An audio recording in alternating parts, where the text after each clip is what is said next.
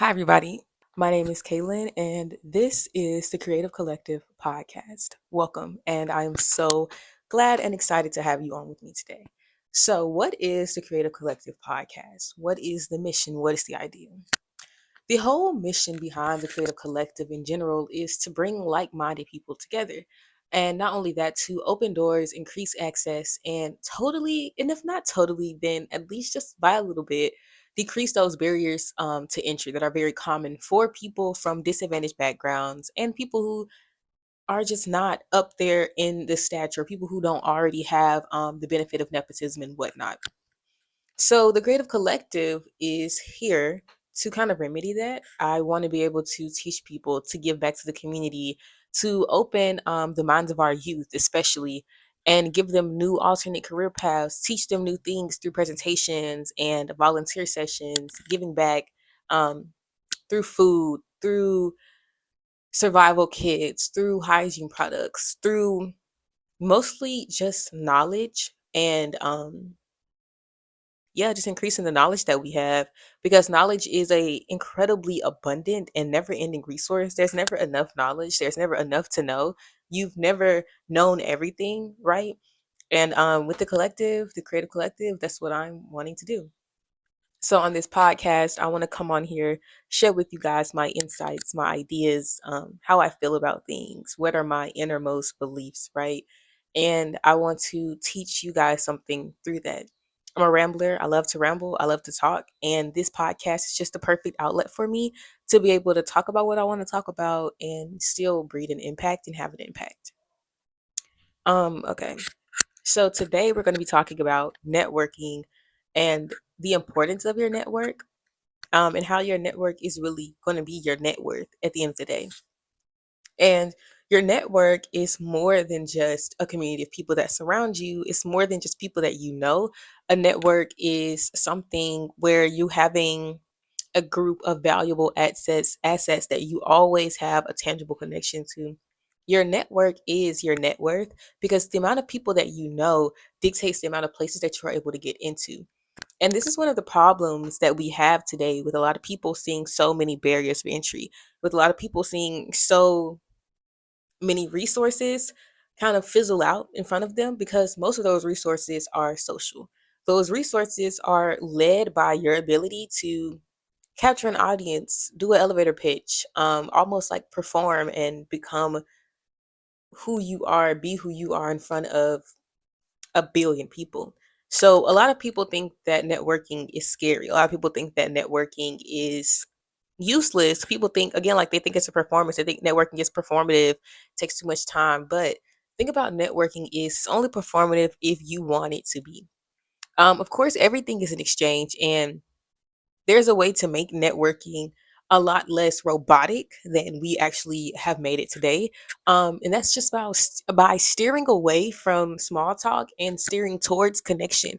Connect over something with the person, connect with that person on a personal level, approach that situation being your full authentic self, instead of approaching the situation not being yourself, or being a shell of yourself, or having these robotic fixed commands that you say during the conversation. Having these things, having these tools, and having these devices in conversation is what brings that friction that you feel when you're talking to someone and you're like, oh, like this is performative, or oh, I don't want to do this, or oh, this seems awkward. That awkwardness stems from the fact that you're not really being yourself, because you're not really comfortable. And the biggest thing when it comes to business, socializing, trying to make a better way for yourself right from nothing, is you have to get really, really comfortable being uncomfortable. And I think it's something that a lot of entrepreneurs kind of steer away from, is being uncomfortable, and that is why there's not a lot of growth there. That's why a lot of small businesses don't become big businesses and big corporations. The more you see them, they kind of sell off, branch off once things get a little too big for them or whatever. It's because you're still trying to operate from a place of, or from a thought of, comfortability, still existing in those squares, or those walls behind that guard that you built up for yourself, to keep yourself safe, to keep yourself feeling like, okay, I'm not in the red, or keep yourself feeling like, okay, I am successful according to these parameters. But the bigger you think, the more smaller you get in according to that equation. The smaller you feel, the more far away you might feel from something if you dream something so big that you actually are not, like, you don't have right now, that's not materializing for you at this moment. But what we have to realize is big picture thinking is everything. And going into situations like networking, you have to have a bigger picture frame of mind. You have to be thinking about the long term, what this is going to get you in the long term and how this is going to help you eventually or just overall. You have to play that analytic, calculating, and strategic game while also still being yourself. And I know for a lot of people, you this might sound like psychopathic, like what the fuck? Why am I going to pretend like I'm being somebody else? And da da da da. But you don't have to do none of that. Okay, just be yourself. All you do before you go into the room, make a plan of action. It's really quite simple. It's not like, oh, this person's going to help me get this way placed, and I have to have like a book full of people and all of their no. No, you don't have to do none of that. All you have to do is come into the situation with a plan of action.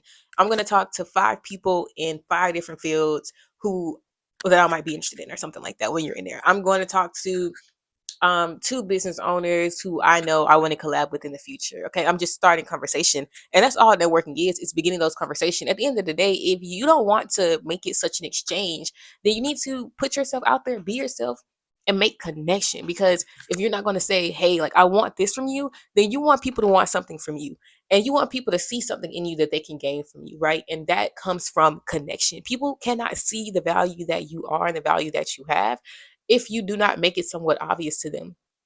But on the flip side of that, if you want people to kind of dictate your value, in a sense, not really dictate your value, but dictate your value as a proximity to them. So like dictate your usefulness, where they can place you, where they can categorize you in their scale, in their business, in their life, right? You want to come up with a connection.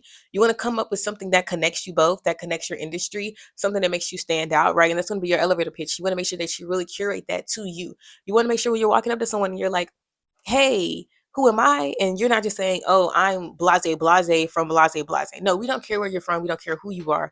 We're caring more about what makes you who you are. And we're caring more about how you're using who you are to impact others. Okay. We don't really care about, oh, like I'm Kailan Stoves. I'm from Birmingham, Alabama. I graduated from Ramsey High School. Nobody cares about those minuscule details about you.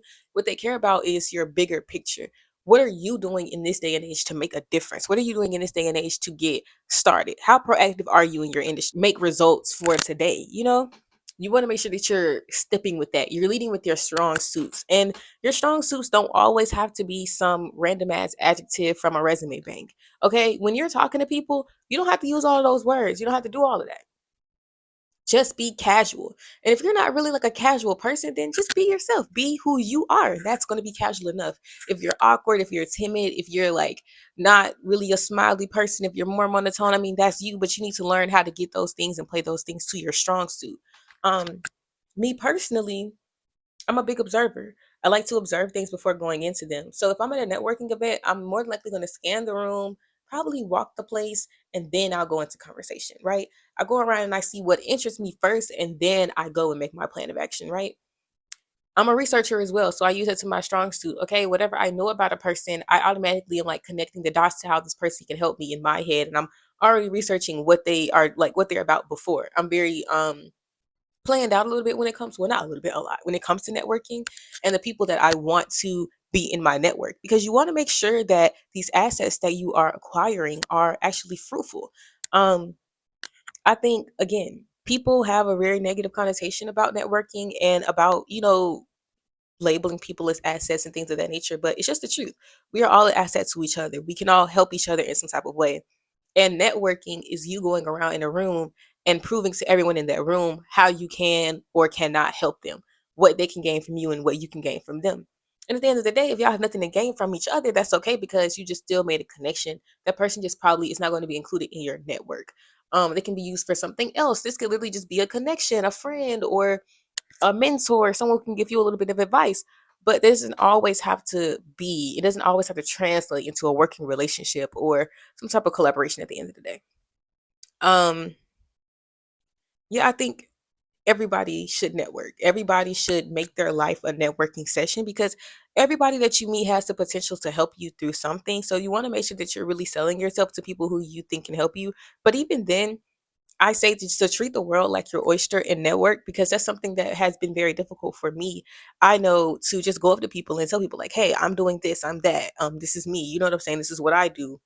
um how can you help me, or how can I help you, such and such and such and such.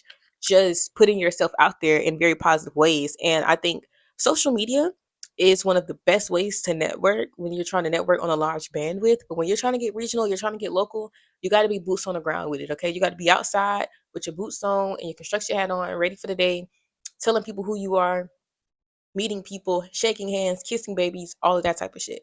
Because networking is very important on a regional, local level, that you are regional, you are local, that you are communal, that you're in the community. People see you doing things in the community. People see you around the community. That builds trust for your community, right? That builds trust for your network in that area, right? Localized. But when you're trying to get out there, you're trying to reach a really like large amount of people, then you're really going to want to go to social media. Social media is also a lot less interpersonal. So those anxieties or those issues that you might have are going to kind of fade away. But I think that it's really important to start with in person, because social media in person is so different. And how you present yourself on social media might not be how you come off in real life. So you want to make sure that there is no disconnect there, and that you're not like creating or alternating between these two different personalities in social media versus in real life. You want people to meet that social media version of you. You want people to know that person that you are kind of putting online as the person that you are in person. And you want to make sure that you're very, very consistent with that. Even if like you're just all over the place in real life and you're all over the place on social media, like that's still some consistency there. We want to see that consistency, because that's going to make us want to work with you. We want to see consistency in your character, how you're showing up, in your work ethic, in your work. Okay. We want to see consistency all around the board to make us say, hey, we're going to work with that person, because someone wants to work with someone that they trust. They don't want to work with anyone they don't trust. They don't want to work with anyone who doesn't have any trustworthy qualities or principles. So you want to make sure that you're presenting those upfront, and fairly quickly as well. Trustworthy properties of a person is like, this is why you always, when you do a resume and you're applying for a job, they always ask you about your previous experience, and they always ask you about referrals, because they want to trust you. They want to build some type of trust with you, and they want to trust in what other people have to say about you. And other people having trustworthy things to say about you, or good adjectives to describe you, is really a really good indicator that you are a trustworthy person. Because the more people, like, that's why when people are like, your reputation precedes you. The more people who say great things about you, that just proves like you have it. Okay, nobody can deny it. If everybody is around you saying, oh, she's such a sweet girl, everybody's going to believe, oh, she's such a sweet girl, because everybody's saying it. And when your reputation precedes you, then networking becomes almost more of an easy feat, because people have already connected with you from what they've heard. They've already connected with who they believe you to be in any way. Or this is real, fake, whatever. People are all have already connected with an image of you. So therefore they want to experience that image in reality. And because they've already connected with that image of you, they're not really too interested in getting to know you on a very interpersonal level, because they feel like they already know enough of you. They know your character, they know who you portray yourself to be. And according to your reputation, because it precedes you and because your reputation is so great and so good, then you are who they want to work with. You're their ideal client, you're their ideal, et cetera, et cetera, et cetera, right? So a good way to make sure that your reputation precedes you, again, is to have a good network. Have a broad network of different kind of people, diverse, just like a diverse portfolio. You want to have a diverse portfolio of people, who know you from across different industries, from across different walks of life, from across different principles and ideas. Because the more people who are different and think of you in the same way, the again, much more trustworthy than a person who has a network of people who are all the same and think of them the same way. But people who are all different and have something of all similarity to say, it's impressive, it's well rounded, and it tells whoever you are trying to impress, or the people that are looking for you, who you are and what kind of person you are. It tells them this person is diverse, this person is a good team worker, this person is able to communicate with a lot of people, they're able to work with others in a way that other people might not be able to, right? You want to include that multifacetedness in your portfolio of people that you know. You want to really showcase your ability to communicate, to be a communicator, to strategize, to plan, and to do all of those things that are kind of required of you as an entrepreneur or as a creative, right? Even if you're just doing something like freelance, you want to make sure that your reputation precedes you and the type of person that you are doing things like freelance of that nature. I think that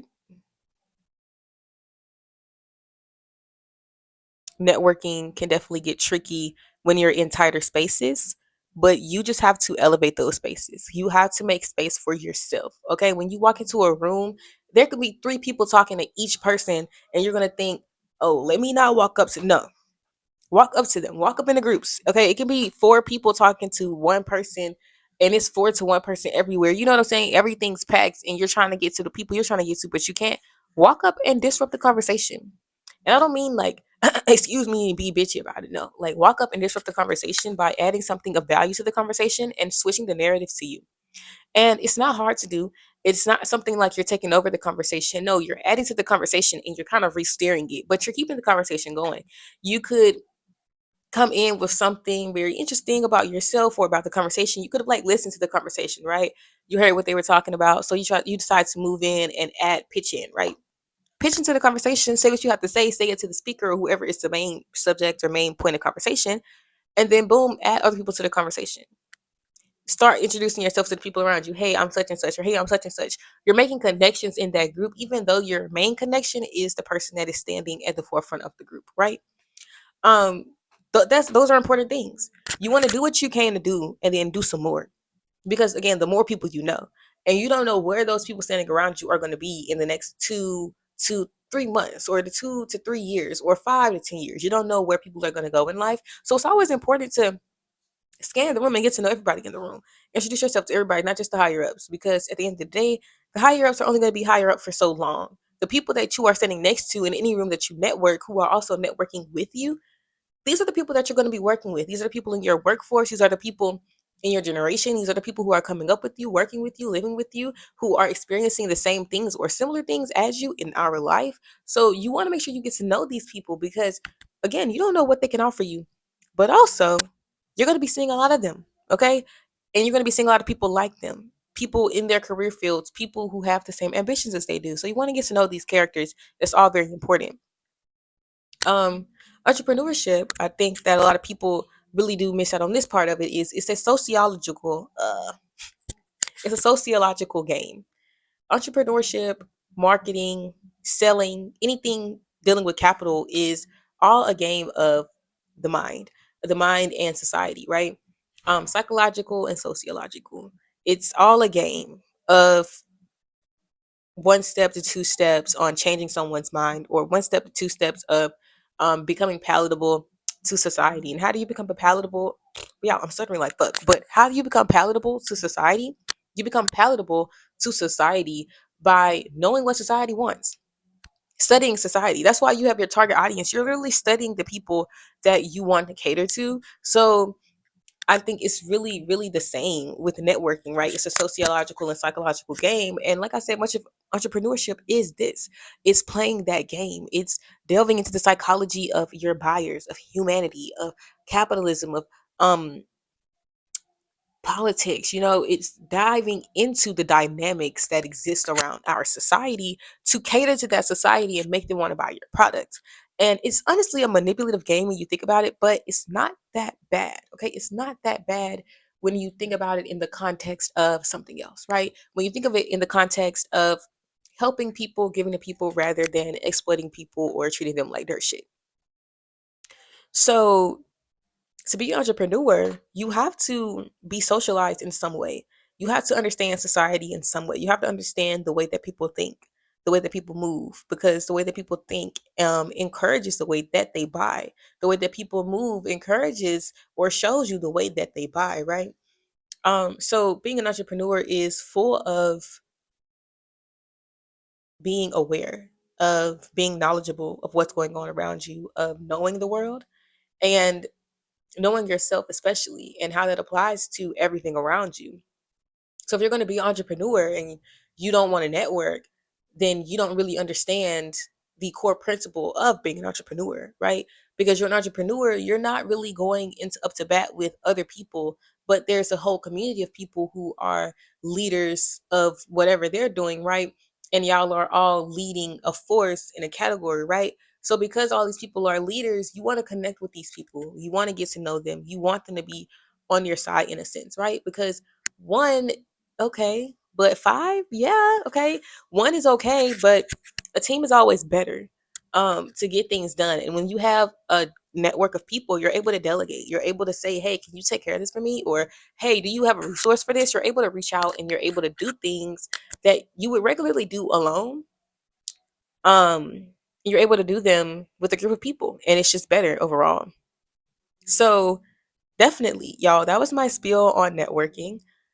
Definitely network. Don't be afraid to. Definitely socialize. And if you're going to be an entrepreneur, the number one thing I can say to you is to understand the importance of socialization and connection. Um, because that's all networking is. If you don't understand those things, you don't understand the importance of connecting with others, of being in a team, of team building, then you might fail as an entrepreneur because there's no one who can do this game alone, right? There's no one who can really build something ginormous all by themselves. And even if you technically do it all by yourself, there's still some type of help that you're being offered, right? Because again, no one can do anything alone. And networking teaches us this, that we can't really do anything alone. And the things that we could do alone, why should we? You know what I'm saying? If we have a helping hand, if we have someone who can do it for us, or if we have someone who can help us to get through it, why go through it alone? So yeah, and I think that's a topic for another day, definitely, of entrepreneurs kind of isolating themselves and doing it alone, putting all the burdens on their back, as if entrepreneur stands for one standalone worker, everything worker. That's not what entrepreneur is, right? An entrepreneur doesn't have to do it alone; they choose to, and that is a choice that you make actively every day when you don't network, don't connect, don't socialize, and don't fully understand the full scope of what all you could have. So if you're a person like me and you were never taught to network, you were never taught to go out there and talk to people who could help you get to know the world. You want to make sure that you're really breaking out of that by putting yourself in uncomfortable situations socially is honestly the best thing that I've done. And I think that can help really help a lot of people, because it is a form of exposure therapy. So you're getting out there and you're just putting yourself out there without, worried about what someone else is going to say, getting to know yourself. And then, of course, like practicing introducing yourself in the mirror really helps. Like, hey, I'm Kailan the creative. I do such and such and such and such. And I would love to work for you for such and such and such and such, right? You want to make sure you're telling people what you do. You don't have to say like you would love to work for them, but tell them what you do so that you can tell them what you offer. And make sure that in telling them what you do, you're also giving them an offer, right? So, yeah, networking isn't so complicated as people make it, and I would love to break down the elevator pitch and everything at a later date, not today, but definitely a later date. But yeah, this is the first episode of the Creative Collective Podcast. I felt like I talked really, really fast with not a lot of breaks between my sentences, but that's on me. I'm really excited to get the ball rolling on this podcast. Very much a passion of mine. And in the next episode, we're going to be talking about growing your business one on one. So make sure that you're there for that. So the Creative Collective, of course, is going to be it's going to be a combination of things, because I am a combination of and a culmination of things. So it's going to be about me, my spirituality, my beliefs on the world, my outlooks on things, the grander scheme, and then also just a smaller scheme of growing your business and being an entrepreneur and how that all connects, and where this new generation of entrepreneurship is really going. So thank you for tuning in, and I hope to have you all again.